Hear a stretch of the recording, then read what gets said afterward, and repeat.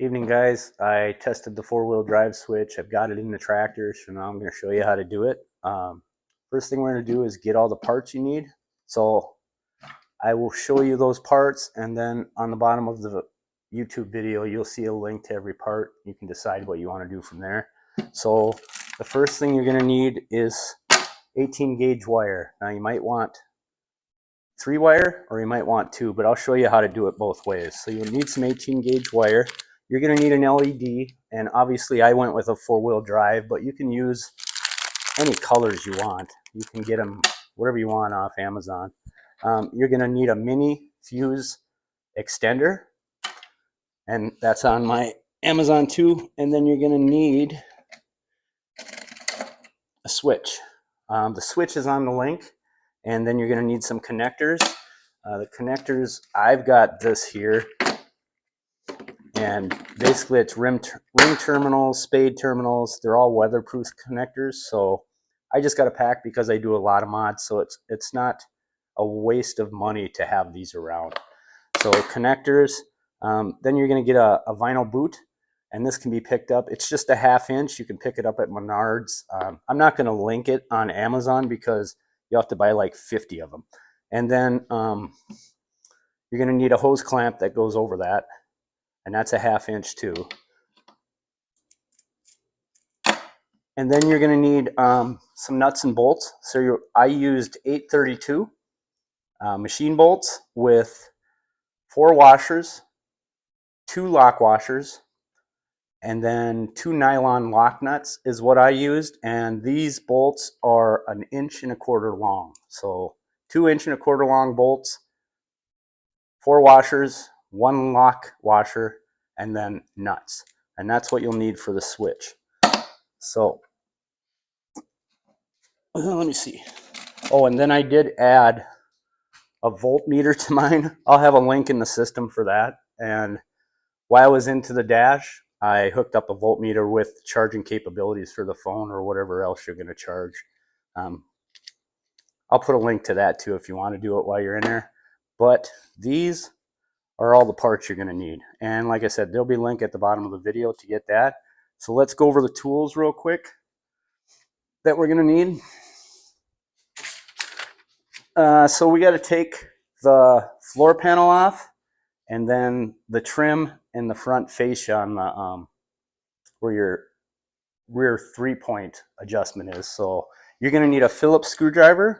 You're going to need a 15 millimeter socket, a 13 and a 10 millimeter socket, and then you're going to need a 6 millimeter or 11/32 socket, and that's to tighten up the sensor.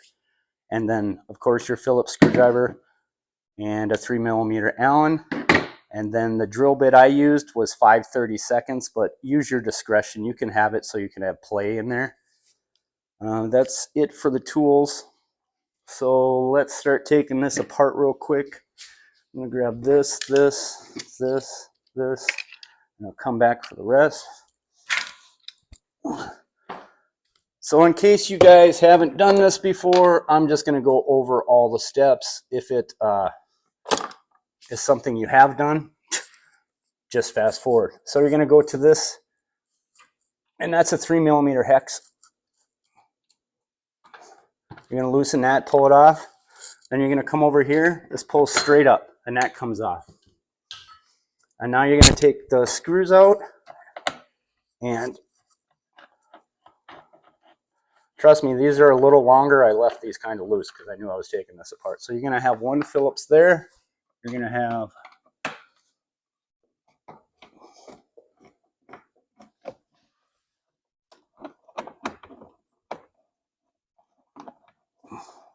should have left that one looser. You're going to have 1 Phillips here. So now that's pretty much the whole bottom. Now we're going to take out the nuts, and that's a 13 millimeter. And I'm not wrenching on this. So you only need to take out, you need to loosen this side, but take out that side. So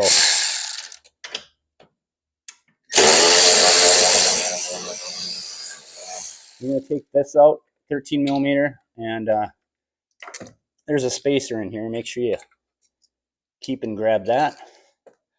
And then there's a 13 on this side.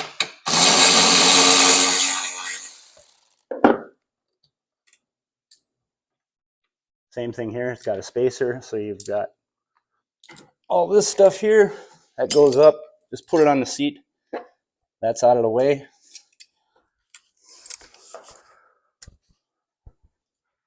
Then you're done with the 13 millimeter, so you're going to switch to the 10 millimeter, and that's just to get this nut back here.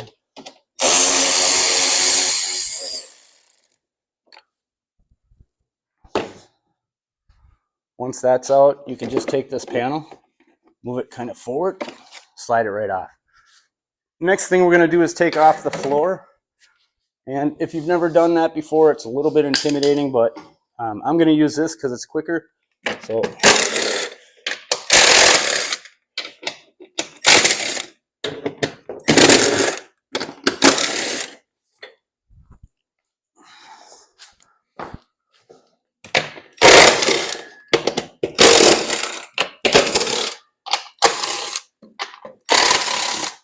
you're basically going to have 10 of those bolts holding that floor on.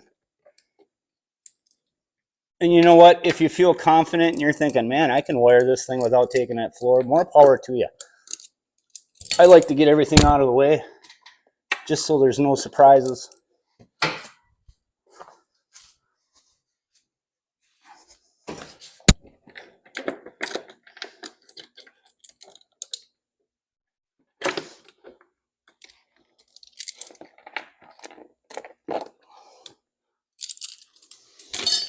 So this is going to come right off. All you're going to do is take this and push this down a little bit, and this comes right off. Now you're into the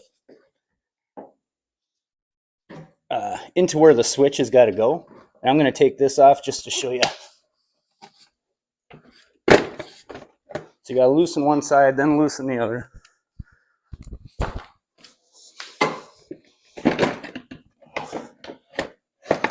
And then it just kind of creeps up. And while you guys are in there, like I said before, just clean off the crap. Okay, so right here is where your switch is going to go. And that is this. So you're going to take the measurements. It's kind of a little guess. If you put it up here and mark it and drill the holes, it's going to be off because the throw is different, a little bit shorter down. So you could get it there to start and then oblong the hole so you can move this a little bit. But you'll drill a hole here and here, and then these bolts, they're on here right now, but they will go straight down. So you see you got a washer, a lock washer, and then I used a Phillips head. You can use this hex head too if you want. I like the Phillips head. It was out of the way. I can get on it pretty good.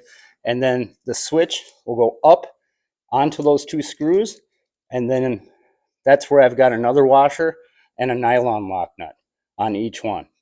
And then I'll show you these connections real quick. We're going to go to my elementary board here. So what I did was, here's the switch. And the switch is labeled when you read it. Right here on the bottom where the screws are, it'll say COM, NO, and NC. So COM is your hot wire. Normally open is where we want to put this wire for the LED. Normally closed is its standard position. When the lever isn't thrown forward and it's in two-wheel drive, it's normally closed. So for this video, we're not going to use NC at all.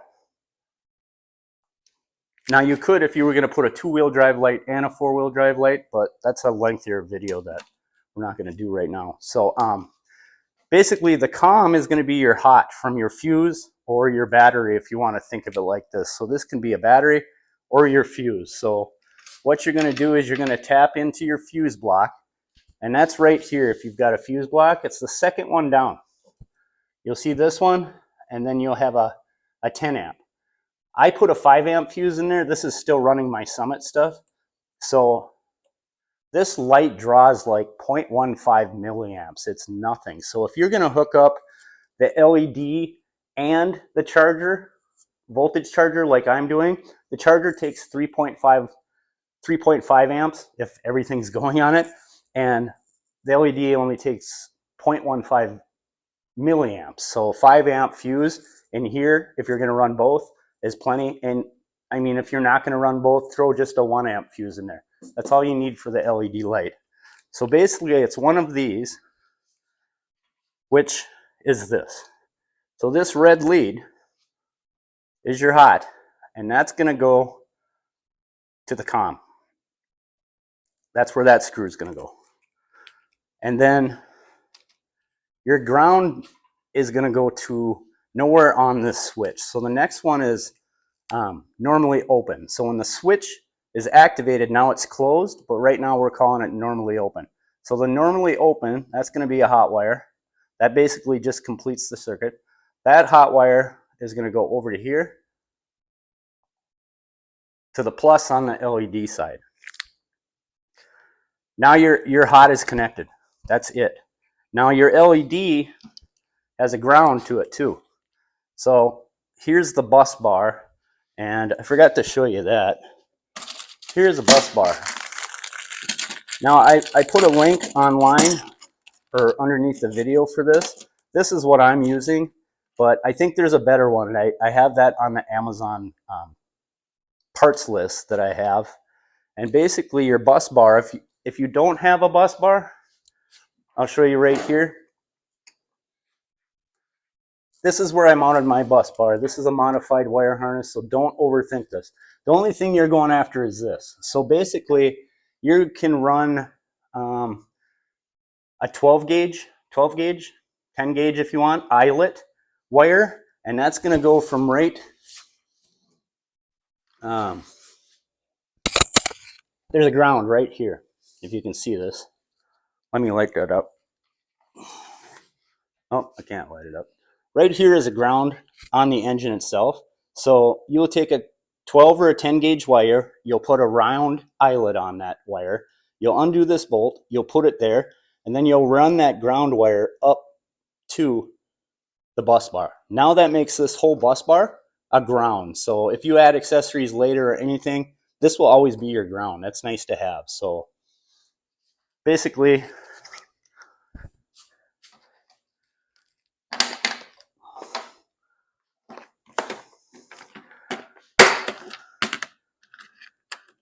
if you think of this as a ground wire, don't look at these. This is a ground wire. You're going to put a terminal ring on there, crimp it, heat it, and then hook it to that engine bolt. And then from that engine bolt, you'll just run the wire on the backside and come up to your bus bar and just hook it into any one of the grounds. That's where the ground goes. So that, after you get the bus bar in, this is your ground, your bus bar. That is going to go up to the negative side of the four-wheel drive indicator light. So basically, this is all the wiring. That's it. Very, very simple. Now, I'm going to add something just in case you decide that you want to put in the car charger. This is going to be really crude. This is the voltmeter and charger. And that will have 2 pins coming off. It'll have a negative and it'll have a hot. Oops, sorry. So if you want to put that in too, what you're going to do is you can come right off that bus bar, or you can daisy chain off this one. But either way, it's got to come from the bus bar to the ground. That's your ground on that particular item. And then from there, you will go down for the positive. You will go right back down and tie into this wire. So now these are both on one wire, and that's a 5 amp. 5 amp if you're running this and this. That's it for the wiring. Pretty simple.